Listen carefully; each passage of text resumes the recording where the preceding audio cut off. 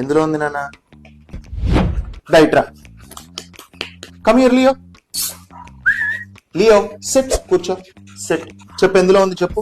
Good boy. ఇదిగో ఇదిగో.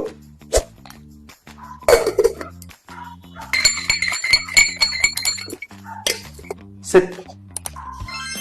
Good boy. ఎందులో ఉంది చెప్పు. ఎందులో ఉంది?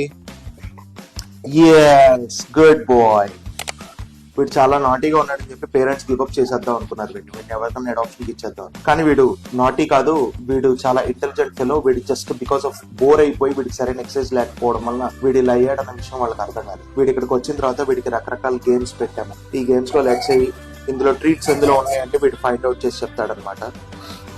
అలాంటి గేమ్స్ లో వాడు ఎక్సెల్ చేశాడు.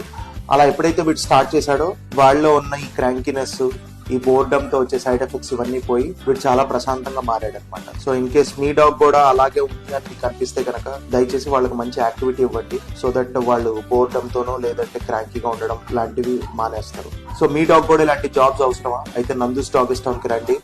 ఇలాంటి గేమ్స్ ఎన్నో పెడతాం వీటికి. చక్కగా ఇవి హ్యాపీగా ఎంజాయ్ చేస్తాయి.